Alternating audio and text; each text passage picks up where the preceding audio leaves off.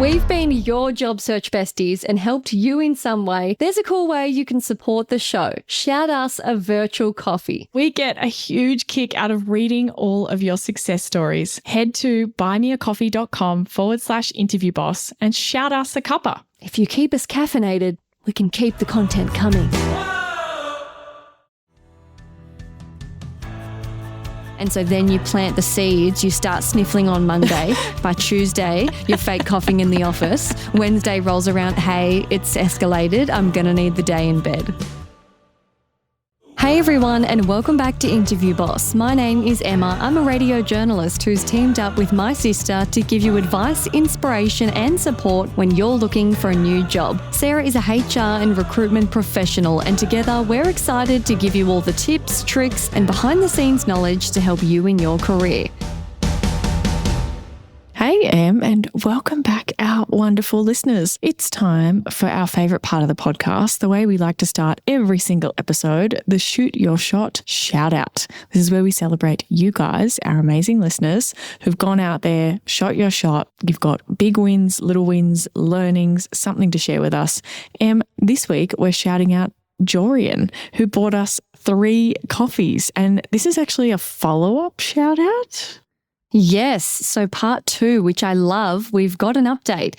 She said, Dear Sarah and Emma, a few months ago I shared with you how Interview Academy helped me prepare. I ended with how confident I felt about the interview I did, and that even if I didn't get the job, I was still happy with how I did. Well, I didn't get the job.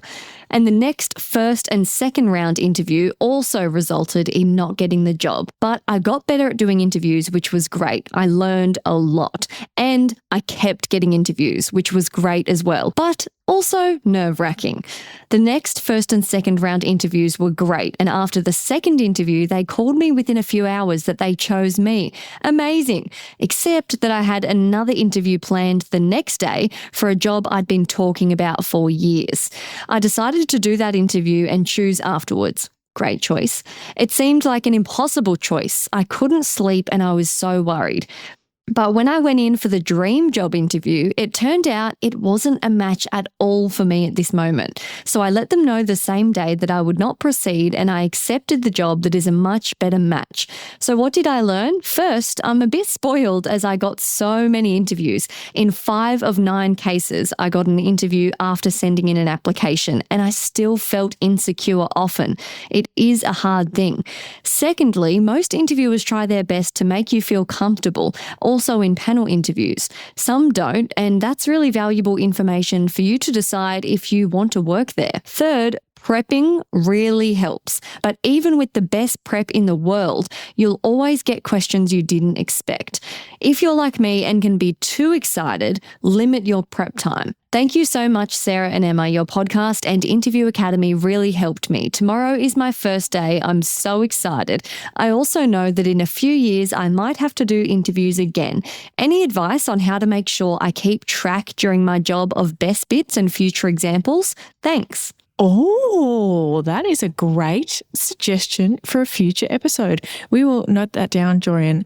Thank you so much. And congratulations on the job. That is an amazing story. And I love that you said, hey, I'm going to be so happy even if I don't get this job. And that's kind of what happened, and you had to be tested on whether that was the case or not. Yeah. And I love the learnings that, you know, if they don't make you feel super comfortable in an interview, that's valuable information. And sometimes the dream job isn't always as we perceive, which is why you should never make decisions beforehand. Throw your hat in the ring, stay available, make a judgment when you have all of the information available. Yeah, totally. I love it. And I think it's really nice when we do these shout outs and these stories where everything isn't necessarily super straightforward. Like, I listened to your podcast and I got the job, woohoo, everything's amazing. We love those. But also it's nice to hear from people where it doesn't go, you know, that smoothly every single time, because that's not what most of our listeners will experience. Yeah, it's real life, baby. And if you want results like Jorien and you need a little bit of help to get there, you should check out Interview Academy to get help prepping all of your best bits, going through your career story,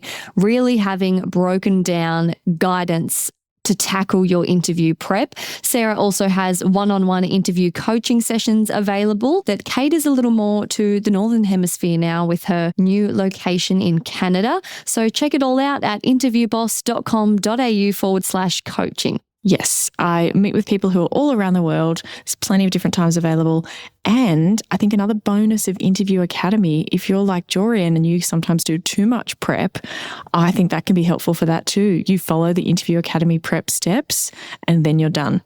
That you don't keep spending endless and endless hours on doing more and more things. You just follow the steps that we've kind of laid out there for you, which is a great way to go about it. Now, if you liked one of our episodes or used a tip that we sent you, or you have a question that you think we should cover in a future episode, we love to hear your ideas. Even if we've done something similar before, it's just helpful for us to know what you want to hear more of. Then slide into our DMs after following us first on Instagram or whatever platform it is. You can also send us an email through our website, however you want to contact us, and maybe we'll do an episode about your situation. This is exactly what we're doing this episode. Yes, Anna wrote to us and said, "Hey team, love the content. Can I ask for your advice on interviews these days where it's face-to-face and how to continually schedule and attend these in-person interviews whilst having a full-time job? Thank you in advance." Ooh. Oh, this is hard. Have you done this before? No, I've been lucky with sort of hours and situations of life where maybe I didn't have a job. Like, I've never had to do the awkward pivot. Yeah, trying to get time off or whatever.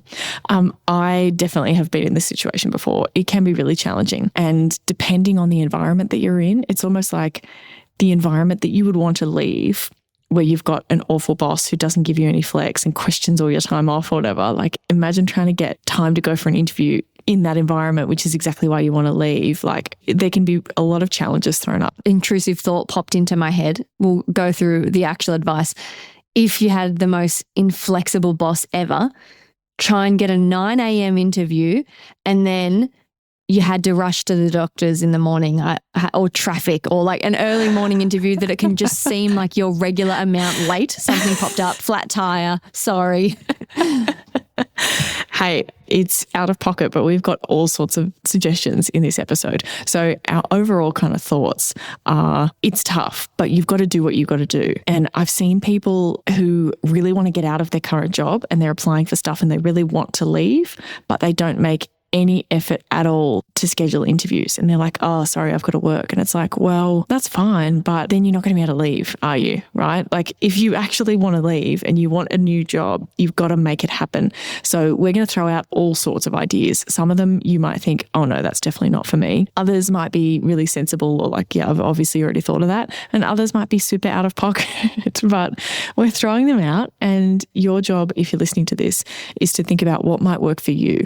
Everyone's going to be a little bit different in terms of what their schedule looks like, what the times of day look like, what their office location looks like, and where the other interview might be. Like, maybe it's just up the road, or maybe it's you work in the city and it's also in the city. So you could kind of like go there on your lunch break. Like, there's going to be all different things that might apply or not apply. So we're going to throw out some suggestions. First up, the super easy way, the easy mode version of all of this. What is it? Tell your boss that you're looking. This feels criminal. I'm not doing that. There's no way. There's simply no way. Right. But I had to mention it. And I know that it is only going to be a fit for certain people. But the thing is that if you did this, all of these problems just go away because then you tell your boss that you have an interview. The only scenario I'm imagining is where you and your manager have such a good relationship where you kind of agree that the company sucks and it's a bit of a survival codependent where you're like, "This place is awful," and your manager knows you want to get out. So then they're like, "Yep, go, do it, spread your wings." Like, it's like one of those situations. Potentially. But also, do you remember we've actually done a whole episode on this? Yeah. On whether you should tell your boss that you're looking. So there are other scenarios too of like, hey, like I'm in my temporary uni job and I'm trying to get a role because I've now finished my degree. And like, there's so many different scenarios. Or like you've decided on a bit of a career change, or you're going to be moving, or it's the end of a 12-month contract, like temporary contract. So obviously they know you need to find another job. That's right. And if you feel like this fits for you, go and listen to that episode to see like, you know, How do I go about it? Does it fit for me? Whatever. But I had to include it at the beginning because if you do this, the rest of this whole concern just completely evaporates because you get to say, hey, I have an interview tomorrow afternoon. Right. Like you just get to finish this whole concern. And that is part of the benefit, I think, of doing that in the first place. I think people only ever think of the downsides. Sure, there are downsides. You have to make that call for you. But the upside is that you get to tell them, hey, I have another interview. I'll make sure I work back. And they're like, yeah, cool. How easy. Yeah. Okay. If that's not for you and like me, you're like, ew, next option, please. So with a little planning, things can go well. If you tell the new job company that it's quite hard for you to get away from the office, maybe you can ask, can they be flexible for you? Could we move it to Zoom? I don't know. Can you ask for outside of work hours, like a 6 o'clock interview instead of 5? Yeah. Well, you just say to them, hey, look, it is hard for me to get away. What can you do in terms of times? Is it potential to do a lunchtime or an early morning or an afternoon or an evening?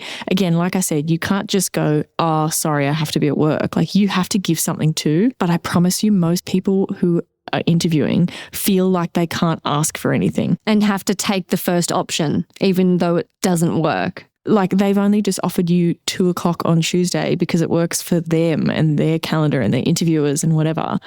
Say to them, oh, look, that doesn't really work for me.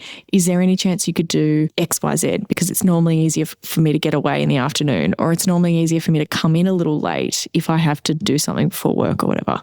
Whatever that is for you, try and ask them for that flexibility. I also think if it's a first round interview and you go, I don't even know if I really want this role, etc., you could consider requesting a Zoom interview. If that's going to make it significantly easier for you to attend it, like, okay, then you just get to duck into a meeting room or you get to go to your car or like whatever, like it's going to be easier for you to just do a Zoom interview. Hang on, a meeting room in your existing company? That feels illegal. That is risky. What if someone walks in? It depends on what kind of environment you have. Oh my God, Sarah, you're telling people to run the gauntlet. I don't like this. Oh my God. You can't imagine because you've never had that kind of environment. It depends on your job. This is all in the context. I have always had the kind of roles where I would have meetings with people about my current job to do with something to do with the job. And I would just have to I'd put that in my calendar and I'd be like, oh, I've got a meeting. And I'd wander off into a meeting room and take the call with the person from a different location or overseas or a consultant or a candidate. Like I was interviewing someone or like whoever, or like taking a phone call or something like that. That would be completely normal. So if you can just slot it into, hey, this is just another thing where I have to pop into a meeting room for, fine. It's going to blend in. It's going to blend into your normal. If you never ever go into meeting rooms and suddenly you're in sitting there, sure. Yes, me. I've never had a meeting before and our one meeting room is right next to everyone's offices. You can hear everything. And imagine you're in there wearing a blazer on a personal laptop. Like, it'd be a dead giveaway. Right. So you have to use a little bit of judgment here. But if it's going to be easier for you to do a Zoom interview and you can get away to do that a little bit easier, then ask if you can do that. I think if other people are going in person, I've talked about this before, then I think you doing a Zoom interview is not ideal if other people are going to be meeting in person and you're online. But if that's the way that it works out and that's what you need to do to get that flexibility and you don't want to commit to that until after you know that it's going to be a good role, then make that call and ask for that.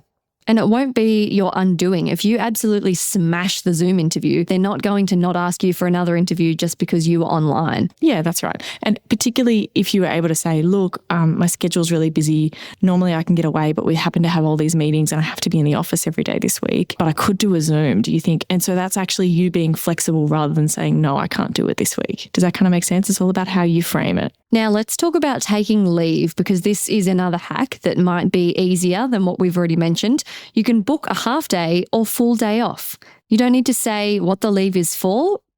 Maybe a friend or family member's in town. It's none of their business. Yeah. I feel like it would be weird for me personally to be like, I need half a day off and just not say anything else. Like, I think that would be weird. I would have to make up something vague. I really would.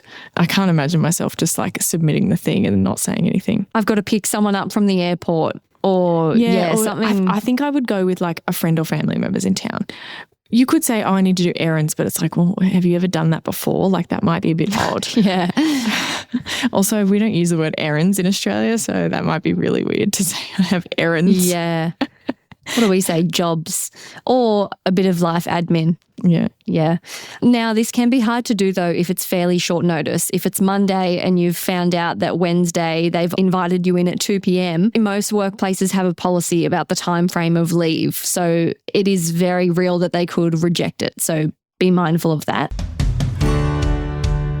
Hey, Interview Boss listeners, if the podcast just isn't doing it for you and you need way more help to prep for your next interview, we have the perfect thing for you.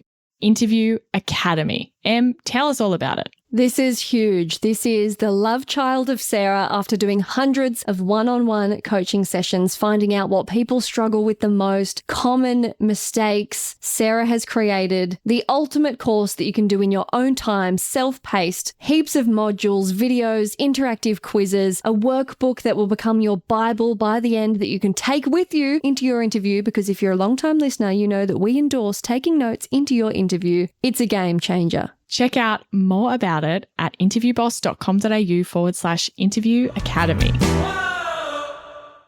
And also, like, it just could be a bit unrealistic of like, oh, my family member's coming in from overseas or out of town with 2 days notice. Like, it could be harder to pull off. I think, again, this one comes down to knowing your bosses and knowing what the vibe is of taking time off and how they feel about that. And if you've often gone, hey, I have something on, I need to take time off, and they're like, yeah, no worries, then do this. What about you can't get the annual leave off? Maybe you have no annual leave. Maybe the boss has denied it. No, it's too busy. What are our thoughts on having to do a sickie the day of, chucking a sickie? So I think you need to make that call before you ask for leave. Like, you can't ask for leave and then they say no and then you're sick on that day. That's just not a good idea. Yes. When it works is if you in advance know there's no way my boss is going to approve that because someone else is already on holidays. He's been really stressed. And so then you plant the seeds. You start sniffling on Monday. By Tuesday, you're fake coughing in the office. Wednesday rolls around. Hey, it's escalated. I'm going to need the day in bed. Yeah. I also think don't go for a cold. Like, you don't need to sniffle. It's just because, like, what is it going to, like, do you have a common cold? In which case you should be kind of at work maybe. Like, your symptoms aren't that serious for you to potentially need a whole day off. Migraine. Boom. Came on suddenly. Right. Exactly. Migraine, food poisoning. Oh, ew. No, food poisoning's a bit graphic. Yeah, but that's what I mean. They're not going to ask questions. But it comes and goes in 24 hours. So you are back at work, ready to go the next day. And nobody wants details of what happened to you, or like, oh, you can be like, oh, I think it was some bad sushi. I was just going to say you have to have a fake excuse of what it was. Yeah, we just went to the pub and had some snitty and, I think it just must have upset, must have been something funky in it. Yeah. Oh, but then my partner had it and he was fine, so I just don't know.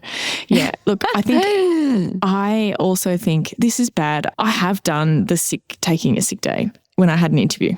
And it was because I knew the environment that I was in. I didn't trust my boss. And I also knew that if I took a sick day and it was like a sick day with no certificate, no proof, whatever, it wasn't a good environment. And I knew that they would potentially dig into it. And if I didn't get the job, then I could lose my current job because of that and whatever. So I called in sick. That was my plan. And I think I've talked about this on the podcast before. I was living in Canberra at the time. I drove to Sydney to have the interview in person. But before I left, I got a medical certificate. That is commitment. Because then I knew, again, it's all about knowing your workplace. I knew I was covered, and I'm not the kind of person that makes a habit of doing stuff like this at all, like literally at all. But desperate times. Exactly. And you've got to protect yourself. And I was entitled to a sick day and I had paid sick time, and I happen to have a chronic illness that allows me to be truthful with a little bit of a lie thrown in. And another hack, these days gone are the days of needing to go physically into a doctor's surgery to get a medical certificate. There is so many online platforms, instant scripts, things like that. Look into it. I've done it before. Or Sickie, depends what country you're in. You can get on there, $20. You've got one within an hour after having an online consult. And look, I want to make it very, very clear. We do not endorse doing this on a regular basis for just your regular work, okay? So please take what I'm about to say with a grain of salt. If you're listening to this, it's because you might need this advice and we're trying to help you better yourself and look after yourself and not get ramifications and potentially lose the job you have just because you're trying to go for another one. And I do think that in a different world, we would just be open about the fact that people had to go for interviews and it wasn't this whole charade. But let us throw out some things that you might be able to get a medical certificate for. Let's give our listeners some ideas. I have celiac disease. My go-to would be that I have accidentally had some gluten because it's something that is very easy to have happen and everybody already knows it. Like I've got that backup evidence, whatever. That's very easy to do. I think a UTI could work quite well because I think you could potentially need to have a day off for that. It is something that kind of can spontaneously come up. Like you would need a medical certificate and you could be like, yeah, cool, I've got the script for the antibiotics. You don't actually have to go and use the script. Really? Save them for next time. Period pain. I mean, maybe. But would you get a medical certificate for that if you needed one? I think most doctors are so understanding and that if you go in and you're like, I'm sick and not well and my work are crazy about it and I'm going to get reprimanded, I feel like wouldn't they just give you one? What if you got a really good doctor and they tried to refer you to look into your pain? Oh, gosh. And you're like, oh, no. Like you kind of need something that's not going to be recurring, you know, like they don't really need to follow it up. It's just like fairly self-explanatory. I think a migraine is a good one. Hey, I get these recurring migraines. I go to my doctor about it. Like, you know, we've looked into it before. I just need my work to give me the day off because I need to rest. I think that would work as well. I wonder if you can get mental health. Like if you're having a really tough day, do they hand one out for that? Depends. Yeah. And I think I would tell them, you know, none of these things need to go on the certificate. Like none of these things need to be details. It's just could be helpful. No, all it says is Emma Smith was suffering from a medical incident. Yep. So look into using your time off from work in whatever form that is. That is our next tip.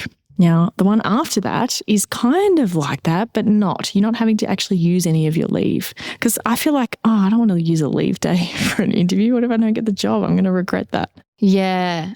This one is I have an appointment, which this is more, I'm nodding along going, yep, this would work for me. So say that you have an appointment, you can offer to start earlier or make up the time another day. This kind of blends into the run-of-the-mill routine. I feel like most people now and then are like, hey, I've got a dentist appointment. The only time they had was 11. And considering you probably work back some days when it's needed, most bosses are like, yep, take it, all good. It all works out in the wash. And the great thing about this is something that you know about in advance if you had an appointment. So you could give your boss the heads up a day or two ahead. Hey, Jane, I just wanted to let you know I have an appointment Thursday afternoon, so I'm going to start a bit earlier so I can leave at 4. I think that one works really well. I do think you would probably want to link this up with the other one of trying to get an early morning or an afternoon or a lunchtime or like something that kind of fitted in a little bit, because what I don't want is that you go, oh yeah, I've got an appointment and then you're gone for 2 hours. Like what if the interview runs over and you're like panicking about getting back to work? I don't think that would put you in a good mindset for the interview. So I think you still want to accompany with this with like getting a later afternoon interview or an earlier morning one. Rather than randomly leaving in a random portion of your day where it's like kind of obvious. And then feeling like everybody's like counting how much time it has been since you've been back. I think that would be more stressful than you're worried about the transport and getting there and getting back and whatever. So I would try and combine the two as well. I also did think to myself, let's say your interview is not that far away from where you currently work. You could say you're meeting someone for lunch. Hey, just wanted to let you know a friend of mine's in town tomorrow and we're going to have lunch. So I'm going to take a little bit longer of a lunch and I'll make it up later in the day. Okay, cool. And that's when maybe you can get away and where the transport and the whatever isn't going to be so hard. And then you could also give them a heads up to say, hey, I can only get away for an hour, so we're going to have to keep it to an hour for the interview. Yeah. Or what if you're in sales or a client role, ducking out to see a client? If that's the kind of thing you do already often all the time and no one knows, could you be ducking out to see a client? I think that is a judgment call because that is potentially the kind of thing that could catch you out later on. Same as the taking a sick day, right? Like that was my thought about like if someone finds out that I lied about this, that could come back to like it was a fake client meeting and then they want to look into all your other client meetings and whether you're actually, whereas if you say I'm at an appointment, there's an understanding that even though they might assume it's a medical appointment, even though it's not, it is an appointment. You do have an appointment. They don't need to know what it is, but there's at least an understanding between the two of you that you're not working. Does that make sense? Yeah, that's true. There's a separation. There's an assumption that you are working, which isn't true. And that's my HR brain thinking about those two things of like, in one of those scenarios, there's an agreement that I understand that you're away from work at the moment versus the other one, you've pretended that you're doing a work-related thing and you're interviewing to leave and you're being paid for it, you know what I mean? But then is that not on the same category as ducking into the meeting room? That's on company time and you're under the impression you're working. Yeah, I know, but you're able to just duck into the meeting room. Like there's not a conversation. I don't know. Like I just feel like it's different. If you're leaving site to go to a client and you've told someone it's going to a client. This discussion's turning very moral, ethical police. So let's just keep moving on. I'm just throwing things out there. It's for everyone to decide. We're not telling you what to do. We're just throwing out ideas and thoughts. And if one of the concerns that I have you think is ridiculous and it's not a real concern, cool. Then, but if one of the concerns I have makes you go, oh yeah, I feel like that too, then I'm glad I brought it up. Okay, how about the big obvious one, working from home days or using your remote work flexibility? So if you can schedule the interview on one of your work from home days to give yourself more time, flexibility, that's great. But be aware of meetings and commitments that could raise suspicion. If you have a weekly meeting at the same time from home every day and suddenly you're absent, suspicious. Yeah, or someone's going to check in and ping you and think that you're working or whatever. I also think that even if you don't normally work from home, you could ask for a work from home day. And then you could make sure that you got all your work done throughout the day and you still went to do this interview. I think that would work really, really well. If you're working for the kind of company or the kind of role that you can do from home, but you don't generally, you could say, hey, because again, then you can come up with a reason that you need to work from home that's like, you know, insignificant. And there's not going to be any consequences for you saying that, hey, there's a plumber coming. My lounge is getting delivered. Yeah. Yeah. And like, who cares? That's not a real, oh, you didn't really need to work from home that day. Like there's an agreement that you're still working. It's fine, whatever. I think that can work really well to do a work from home day. And then you're able to just duck out and make sure that you know, still get all your work done or whatever. I kind of see those types of things as like nobody's losing in that scenario. It's not like you're not working, but it's just easier for you to get away. Everybody just doesn't have to know. There's a tiny little white lie involved. Like it's not this full-on deception that's happening, which makes it feel a bit nicer, particularly if you need to repeat it as well. You could be like, oh, that plumber's coming back again because they didn't fix it the first time. Like you could have a repeat, you know. Yeah, that dang toilet again. Yeah. Yeah, exactly. Another golden rule, don't give yourself away. Play it cool. Be like Agent P from Phineas and Ferb, Perry the Platypus. He's cool. Okay, no one knows where he ducks off to every day. No one knows. Can you try his noise, his platypus noise? I feel like that was pretty good. Anyway, don't show up to work. No, stop it. Don't show up to work overdressed if you normally wear casual clothes and all of a sudden, oh my God, this happens in my workplace all the time. Everyone comments, like if you wear your hair a different way, oh, someone's dressed, and it's like so annoying. Or like, oh, new shirt, and you just feel like you're being perceived. Do you ever have people say, do you have an interview today? No. Interview or a funeral? Oh. I've heard people say that before. Do you have an interview or you're going to a funeral? It's like, oh. It's normally when a guy wears a suit when they don't normally. And if you need to change because your interview attire isn't what you normally wear to work, pack the clothes and do a little blazer in the car park trick or, you know, figure it out.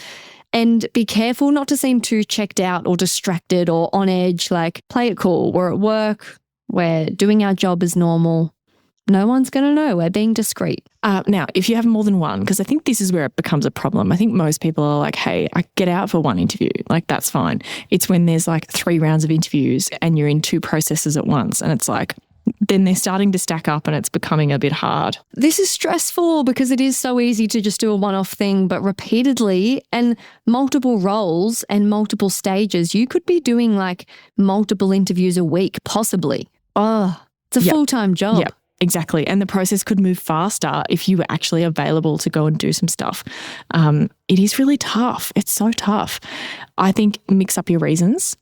Do one work from home day because you've got a plumber coming. Do one appointment and then maybe a sick day. Yeah. you're sick a day. And then being sick and then having an appointment, maybe they go together. Like sometimes it helps me to weave a little narrative so that it does feel a little bit more true, at least in your head. Like see if you can do the Zoom interview for first rounds. Maybe that's a bit of your policy of like, I'm not going to be disrupting my workplace because it is too hard at the moment. For a first round, I'm just going to have minimal disruption and then I'll come in person for the second one. I think that's pretty normal. Or you could say that I'm only going to do Zoom first rounds for roles that I'm interested but not over the moon about. And the ones that I really think, based on my research, that I'm more excited about, that I think would be more of a fit, that is going to pay me more or whatever, then maybe for those ones you make an exception and you come up with one of these things. But yeah, it's tough. Good luck out there. May the white lies win. Thanks so much for listening to Interview Boss. If you like hearing the sound of our voices, follow us on Apple or Spotify, or better yet, tell someone else about our show. That's how we can hit the charts and we can help even more people. For more advice, behind the scenes, and a supportive community, check us out on Instagram at Interview Boss.